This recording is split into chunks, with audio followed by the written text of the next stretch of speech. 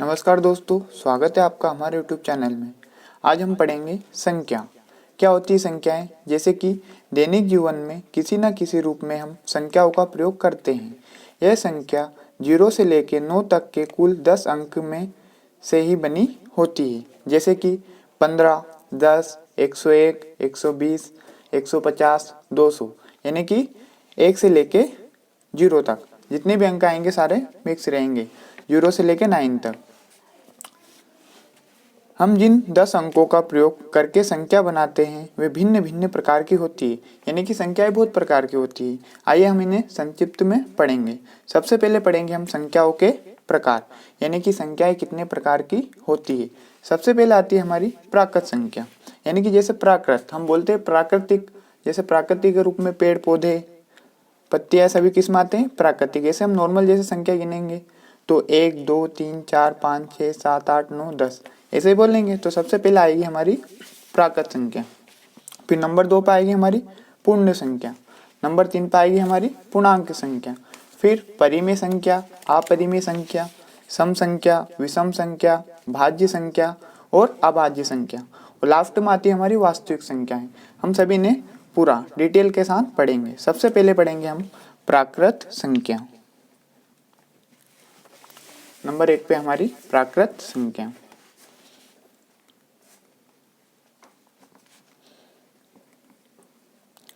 क्या होती है दोस्तों प्राकृत संख्या?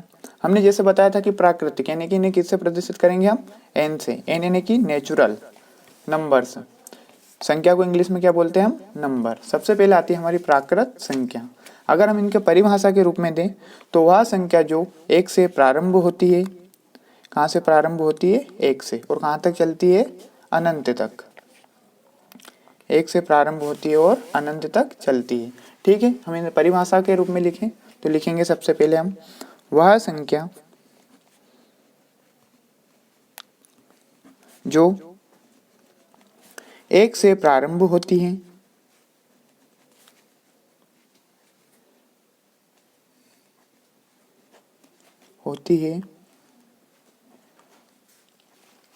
और अनंत तक चलती है।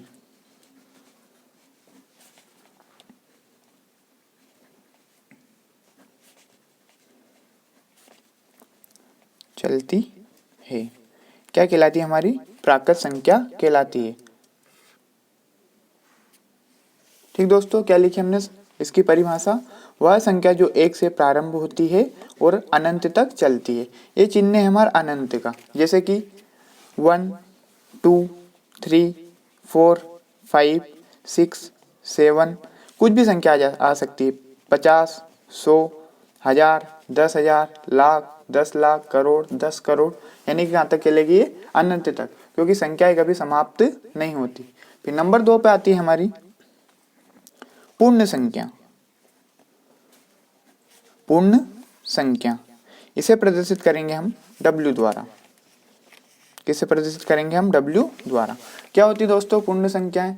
जैसे कि हम देखते हैं क्लास में हमारे बच्चों की संख्या है, जैसे कि किसी दिन बच्चों की संख्या 50 आए, 100 आए, या तो फिर 150 आए। मान लो किसी दिन एक बच्चा भी नहीं आया तो उस क्लास में कितने स्टूडेंट रहेंगे? 0। तो उसके लिए हम किसका प्रयोग करेंगे? पूर्ण संख्याओं का। देखिए पहले कुछ भी नहीं था, पहले आदि मानव रहते थे, उन्हें किसी बात का ज्ञान भी नहीं था। फिर धीरे धीरे संख्याओं की खोज हुई। सबसे पहले प्राकृत संख्या की खोज हुई, फिर पूर्ण संख्या की हुई, यानी कि किसका आविष्कार कर लिया इनने? शून्य का। तो ये संख्या कहाँ से प्रारंभ होगी? हमारी 0 से। तो कहाँ तक चलेगी? अनंत तक, क्योंकि संख्या तो कभी समाप्त नहीं होती। ठीक, इसे हम परिभाषा के रूप में दें तो देखिए आप, वह संख्या जो 0 से प्रारंभ होती, 0 यानी कि हमारा 0, कहाँ से प्रारंभ होगी? 0 से प्रारंभ होती है और अनंत तक चलती है। अनंत तक चलती है। क्या कहलाती है? हमारी पूर्ण संख्या कहलाती है। कहाँ से प्रारंभ होगी? 0 से। तो 1, 2, 3, 4, 5 से लेके कहाँ तक चलेगी? हमारी अनंत तक। ठीक, नंबर 3 पे आती है हमारी पूर्ण संख्या।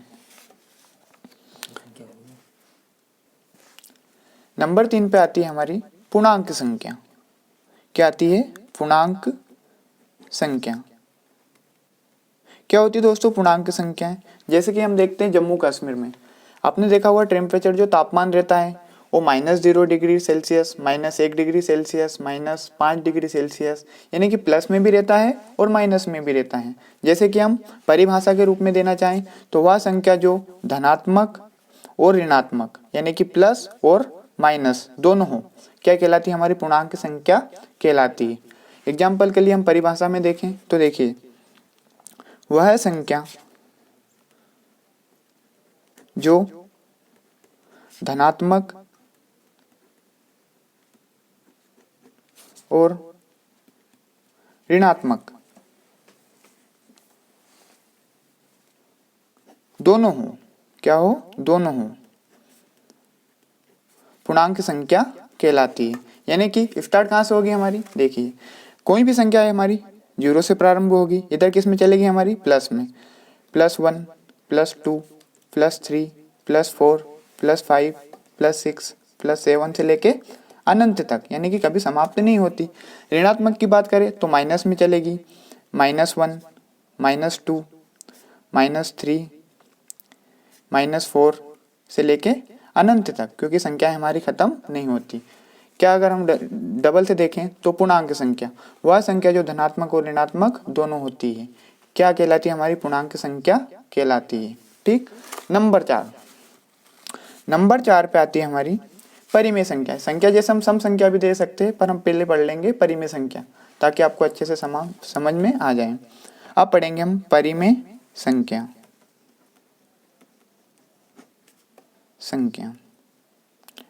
क्या होती है दोस्तों परिमेय संख्याएं? हमने देखा होगा कोई भी संख्या जैसे कि भिन्न में रहती है, भिन्न समझते हो आप? P/Q। P/Q क्या है? एक भिन्न है, जिसमें ऊपर क्या रहता है हमारा? भिन्न में ऊपर क्या रहता है? अंश, और नीचे क्या रहता है हमारा? हर। वह संख्या जो भिन्न के रूप में हो, यह हमेशा लिख सकते हैं परिभाषा में अगर देना चाहें हम, वह संख्या जिसे हम भिन्न के रूप में लिख सकते हैं, भिन्न के रूप में लिख सकते हैं, या P/Q के रूप में, P/Q के रूप में लिख सकते हैं। जहां P क्या हो? एक पूर्णांक हो, जहां P और Q एक पूर्णांक संख्या हो, यानी कि प्लस में भी होगी तो चलेगी, माइनस में भी होगी चलेगी, पर किस में रहनी चाहिए? हमारी बटे में। ठीक। जहां P और Q क्या हो? एक पूर्णांक हो, पूर्णांक संख्या हो। ठीक। जैसे कि हम देखेंगे 4/2, P भी एक पूर्णांक है, यानी कि 4 भी एक पूर्णांक है, और 2 भी हमारा पूर्णांक है, यानी कि अंश भी पूर्णांक है और हर भी हमारा पूर्णांक है। ठीक। उदाहरण के लिए हम देखें और भी तो -5/2, ये भी क्या है? एक पूर्णांक है। इसमें एक बात हमेशा ध्यान रखना, हम कभी भी इसके बटे में क्या नहीं आएगा, यानी कि P/Q, Q में कभी क्या नहीं आएगा? हमारा 0, यानी कि हर में कभी 0 नहीं होना चाहिए। लिख सकते हो आप, हर में शून्य ना हो, यानी कि 0 ना हो। ठीक। P/Q यानी बटे में कभी 0 नहीं आएगा। उदाहरण के लिए देखो इधर 4/0, ये क्या हमारी एक परिमेय संख्या नहीं है, क्योंकि बटे में क्या आ गया? हमारा 0। और उदाहरण के लिए हम जो कोई भी संख्या ले सकते हैं, जैसे 1000/500, जो हम ले सकते हैं, प्लस में माइनस में किसी में भी रहे। अगर हम इन्हें भिन्न में भी बदलने चाहेंगे तो कट भी जाएगी, जैसे कि 2 एकम 2 और 2 दूनी 4, पर बटे में क्या नहीं रहना चाहिए? हमारा 0। तो ये क्या कहलाएगी? हमारी परिमेय संख्या। एक बार और देख लीजिए, परिमेय संख्या वह संख्या जिसे हम P/Q के रूप में लिख सकते हैं, जहां P और Q क्या हो? एक पूर्णांक हो, यानी कि दोनों संख्या क्या हो? प्लस की हो चाहे माइनस की चलेगी। ठीक। जहां P और Q एक पूर्णांक संख्या हो और कभी भी बटे में 0 ना हो, यानी कि हर में 0 ना हो, क्या कहलाएगी? हमारी परिमेय संख्या कहलाएगी। अगर दोस्तों हम देखना चाहें, जैसे कि हमारा √4, ये भी किस में आता है? हमारा परिमेय संख्या में आता है, परिमेय संख्या में आता है। ठीक। क्यों आता है? देखो इधर, जैसे कि √4, अगर हम रूट देखें 2 का स्क्वायर क्या होता है 4, 2 का स्क्वायर क्या होता है 4। हम इसे करनी से बाहर निकालेंगे तो क्या करेंगे हम 2 का होल स्क्वायर और रूट, तो स्क्वायर से रूट कैंसिल हो जाएगा, तो क्या आ जाएगा हमारा ये परिमेय संख्या में यानी कि 2। इसके बटे में कूदने तो क्या मानते हैं हम 1, तो ये भी बटे में 1 मान लेंगे, ये भी बटे में 1 आ गया हमारा परिमेय संख्या के रूप में। तो अगर रूट में संख्या हो और वो किसी का वर्गमूल क्या हो, वर्गमूल हो, तो क्या कहलाएगी हमारी परिमेय संख्या कहलाएगी। याद रखना जब भी रूट में हमारी संख्या हो और वो किसी का वर्गमूल हो, जैसे कि रूट थ्री किसी का वर्गमूल होता है क्या, नहीं होता है, तो ये हमारी एक परिमेय संख्या नहीं है, ये हमारी परिमेय संख्या नहीं है। रूट 16 यानी कि 16 किसका वर्गमूल होता है, 4 का वर्ग क्या होता है 16, तो क्या है हमारी एक परिमेय संख्या है, क्योंकि बटे में कुछ नहीं तो क्या मान लेंगे हम 1। फिर इसके बाद में आती है नंबर 5 पे अपरिमेय संख्या। अपरिमेय संख्या क्या होती है अपरिमेय संख्या, जैसे हमने परिमेय संख्या पढ़ी थी वह संख्या जिसे हम p बटे q के रूप में लिख सकते हैं परिमेय संख्या कहलाती है। इसमें क्या सेम उसी का अपोजिट यानी कि उसी का उल्टा अगर हम परिभाषा के रूप में देने चाहें तो वह संख्या जिसे हम p बटे q के रूप में नहीं लिख सकते यानी कि नहीं लिख सकते, दे हम परिभाषा के रूप में वह संख्या जिसे हम p बटे q के रूप में नहीं लिख सकते। ठीक, वह संख्या जिसे हम p बटे q के रूप में नहीं लिख सकते क्या कहलाएगी हमारी अपरिमेय संख्या कहलाएगी। मान लो कि कोई संख्या हमारी रूट में है, क्या है रूट में 3, उदाहरण के लिए हम लिख देंगे रूट 3। ठीक, उदाहरण के लिए क्या लिख देंगे हम रूट 3। रूट 3 क्या है हमारी अपरिमेय संख्या है, क्योंकि 3 किसी का वर्गमूल होता नहीं है। 3 किसी का वर्गमूल होता है क्या, 3 का 9 वर्ग होता है पर 3 किसी का वर्गमूल नहीं होता। रूट 5 किसी का वर्गमूल होता है नहीं होता है। रूट 7 रूट 11 ये सब क्या है हमारी अपरिमेय संख्या है। एक अगर हम देखने चाहें तो पाई क्या है हमारी एक अपरिमेय संख्या है, अपरिमेय संख्या है। क्यों है, क्योंकि पाई एक हमारा चिन्ह है। अगर हम देखने चाहें इसी का मान पाई का मान क्या होता है 22/7, तो ये किस में आएगा हमारा परिमेय संख्या में, किस में आएगा परिमेय संख्या में। तो हमें मात्र क्या रखना है, अगर किसी का वर्गमूल रहे तो हमारी परिमेय संख्या है, और अगर किसी का वर्ग नहीं रहे तो हमारी क्या रहेगी अपरिमेय संख्या रहेगी। उदाहरण के लिए रूट 3 रूट 5 रूट 7 रूट 11 कुछ भी संख्या ले सकते हैं हम, कुछ दशमलव में भी आ सकती है, तो क्या कहलाएगी हमारी अपरिमेय संख्या कहलाएगी। नंबर 3 पे आएगी हमारी नंबर 6 पे सम संख्या। ये तो आपको पता ही होगा सम संख्या क्या होती है, बहुत सरल है। अगर हम किसी भी संख्या को 2 से पूर्णतः विभाजित कर दें यानी कि उसमें 2 का पूरा भाग दे दें तो क्या कहलाएगी हमारी सम संख्या कहलाएगी। जैसे कि उदाहरण के लिए हम देखें 4 में 2 का पूरा भाग चल जाएगा, 2 दूनी 4, तो क्या कहलाएगी हमारी एक सम संख्या। क्या कहलाएगी सम संख्या। देखिए परिभाषा के रूप में, देखिए इधर वह संख्या जिसमें 2 से पूर्णता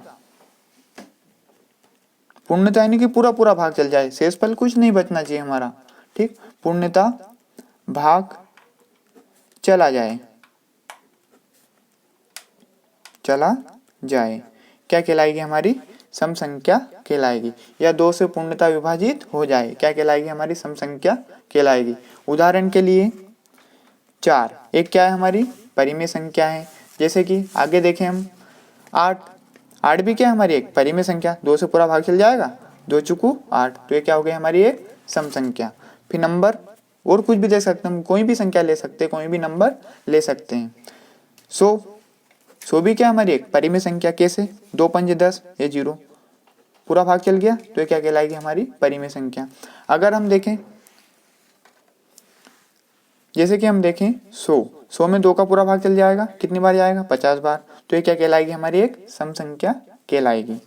और उदाहरण के लिए देख ले हम 500।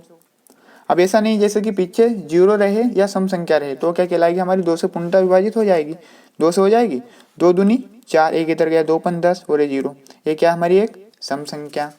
अगर हम देखें सेम वैसा,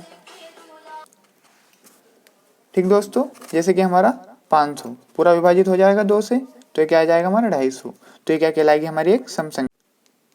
नंबर 7 पे आती है हमारी विषम संख्या। विषम संख्या,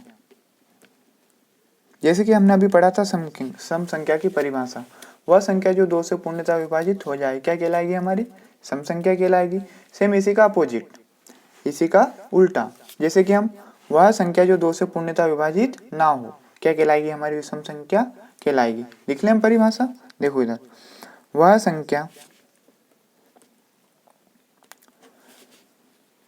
जो 2 से पूर्णतः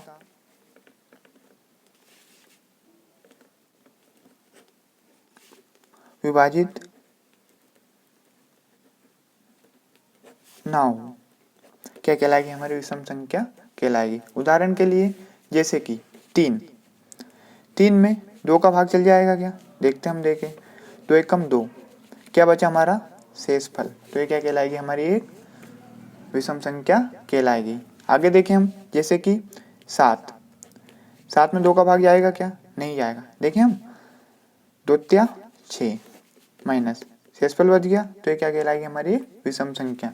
ऐसे बहुत सारी, जैसे कि हम सबसे पहले देखें तो 2 है, 2 से चल जाएगा, ठीक, 3 5 7 11 13 17 19 21, ये सब किस में आते हैं, हमारे विषम संख्याओं में आते हैं। ठीक, हम देखें अगर 21 में 2 का भाग जाएगा, 2 एकम 2, शेषफल बच गया, यानी कि हमारा पूर्णतः विभाग नहीं जा रहा है। तो विषम संख्या की परिभाषा क्या हो जाएगी, वह संख्या जो 2 से पूर्णतः विभाजित ना हो क्या कहलाएगी, हमारी विषम संख्या कहलाएगी। नंबर 8 पे पढ़ेंगे हम भाज्य संख्या। भाज्य संख्या,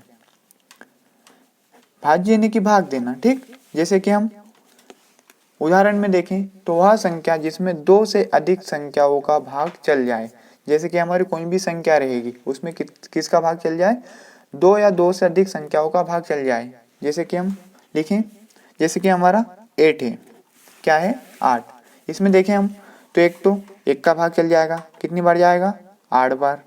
एक 2 का चल जाएगा, कितनी बार जाएगा, 2 चुको 8, 4 बार। एक हमारा 4 का भाग चल जाएगा, कितनी बार, 2 बार। और एक किसका चल जाएगा, हमारा 8 का।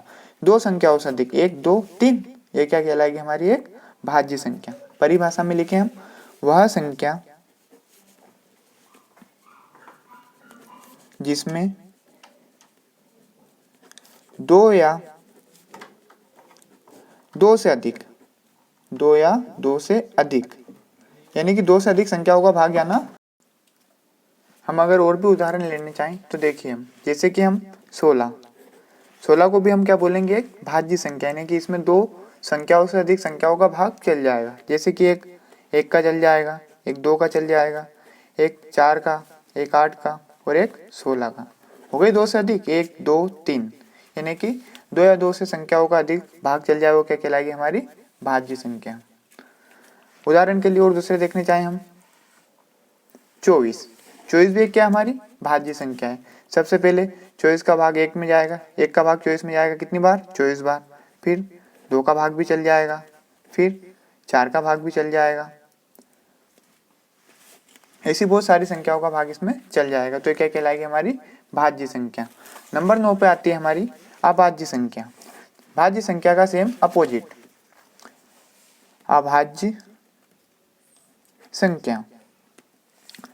भाज्य संख्या की परिभाषा क्या लिखी थी हमने, वह संख्या जिसमें 2 या 2 से अधिक संख्याओं का भाग चल जाए क्या कहलाती है, हमारी भाज्य संख्या कहलाती है।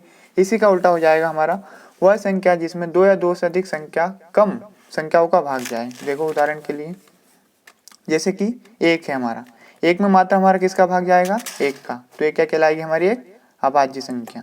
फिर 3, 3 में एक तो एक का चल जाएगा, कितनी बार, 3 बार, और एक 3 का, और किसी संख्या का जा रहा है क्या, नहीं जाएगा, तो ये क्या कहलाएगी हमारी अभाज्य संख्या। ठीक है, इसकी परिभाषा लिखें हम, वह संख्या जिसमें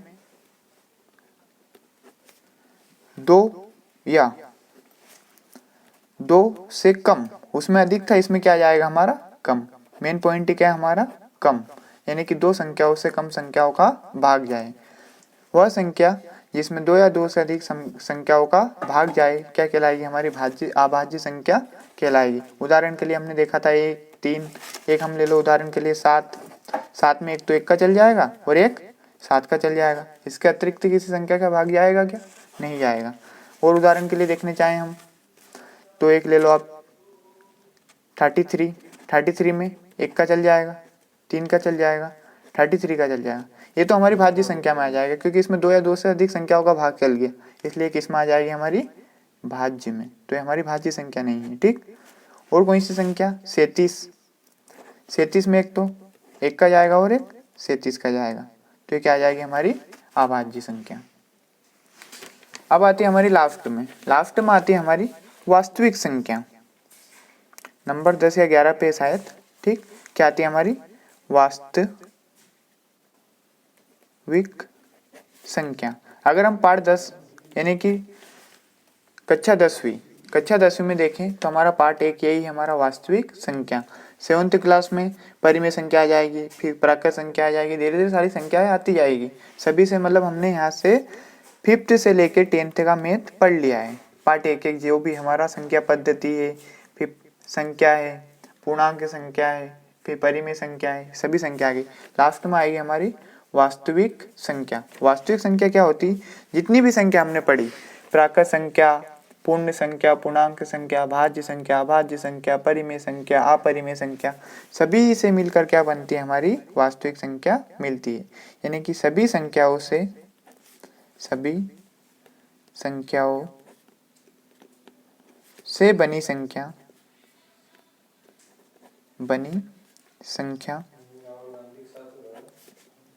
बनी संख्या वास्तविक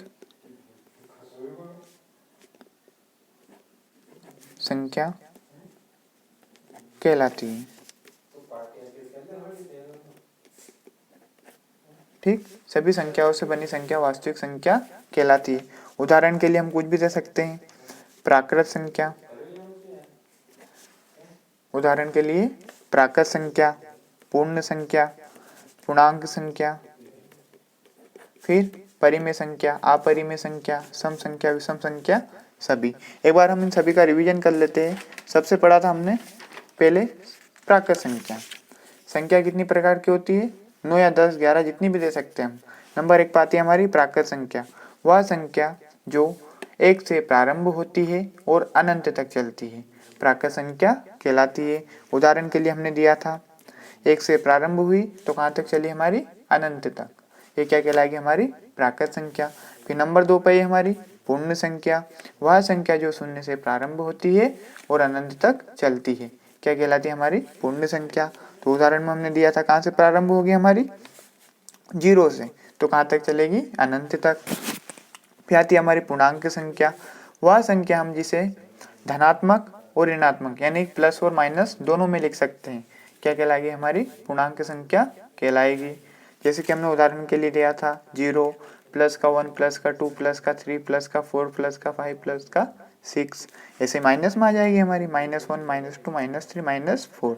फिर आती है हमारी परिमेय संख्या, वह संख्या नंबर 4 पे पढ़ी थी हमने परिमेय संख्या, वह संख्या जिसे हम p/q के रूप में लिख सकते हैं, जहाँ p और q क्या हो, एक पूर्णांक हो और बटे में कभी 0 नहीं हो, यानी कि q बरोबर कभी 0 ना हो। ठीक, तो क्या कहलाएगी हमारी ये परिमेय संख्या कहलाएगी, जहाँ p और q क्या हो, एक पूर्णांक हो, यानी कि प्लस का भी हो सकता है माइनस का भी हो सकता है। ठीक, और बटे में क्या हो, 0 कभी ना हो। ठीक, ये हमें याद रखना है, ये क्या कहलाएगी हमारी परिमेय संख्या कहलाती है। परिमेय संख्या हमेशा किस में लिखाई जाती है, भिन्न में, जिसमें ऊपर क्या रहता है हमारा अंश और नीचे हर। फिर हमने पढ़ा था अपरिमेय संख्या। ठीक, अपरिमेय संख्या वह संख्या जिसे हम p बटे q के रूप में नहीं लिख सकते। परिमेय संख्या को p बटे q के रूप में लिख सकते हैं, पर अपरिमेय संख्या को p बटे q के रूप में नहीं लिख सकते, जैसे कि √3, और ये किसी का वर्गमूल ना हो। और परिमेय संख्या में ये सभी संख्याओं का वर्गमूल रहना चाहिए, जैसे कि 2 का वर्ग क्या होता है हमारा 4, 2 का स्क्वायर 4, 3 का 9, ऐसे ही ये हमारा वर्गमूल ना हो। पाई एक क्या है हमारी एक अपरिमेय संख्या है, क्योंकि ये क्या हमारा चिन्ह, जैसे कि थीटा एक हमारा चिन्ह रहता है, कोण हमारा एक चिन्ह रहता है। ऐसे ही पाई का मान क्या होता है 22/7, तो ये किस में आ जाएगा हमारा एक परिमेय संख्या में आ जाएगा। ठीक, फिर हमने पढ़ी थी सम संख्या वह संख्या जिसमें 2 से पूर्णतः भाग चल जाए, यानी कि जिसमें 2 का पूरा भाग चल जाए। उदाहरण के लिए हमने लिया था 4, फिर 8 लिया था, 16 लिया था, कुछ भी ले सकते हैं हम। फिर हमने पढ़ा था विषम संख्या, विषम संख्या। ठीक, विषम संख्या वह संख्या जिसमें 2 का पूर्णतः भाग ना जाए, यानी कि 2 से पूर्णतः विभाजित ना हो। उदाहरण के लिए 3, 7, 21, इसमें क्या 2 का पूरा भाग नहीं जाएगा। फिर आती है हमारी भाज्य संख्या, वह संख्या जिसमें 2 या 2 से अधिक संख्याओं का भाग चल जाए।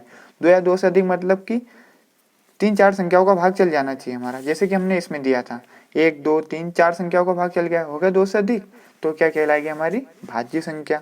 फिर आती है हमारी अभाज्य संख्या, सेम इसी का उल्टा, वह संख्या जिसमें 2 या 2 से अधिक संख्याओं का कम संख्याओं का भाग जाए।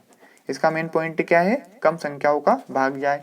उदाहरण के लिए हमने लिया था 1 में 1 का जाएगा, फिर 3 में 1 तो 1 का चल जाएगा और 1 3 का चल जाएगा, फिर 7 में 1 तो 1 का चल जाएगा और 1 7 का चल जाएगा। ये क्या हो गया हमारे 2 से कम, 2 यानी कि 3 नहीं होनी चाहिए, 3 हो गई तो हमारी किस में आ जाएगी, ये भाज्य संख्या में आ जाएगी। फिर हमने लास्ट में पढ़ा था वास्तविक संख्या, सभी संख्याओं से मिलकर क्या बनती है हमारी वास्तविक संख्या। उदाहरण के लिए प्राकृत संख्या, पूर्ण संख्या, पूर्णांक संख्या, सम संख्या, विषम संख्या, ये सभी किस में आ जाएगी हमारी वास्तविक संख्या में। ठीक है दोस्तों।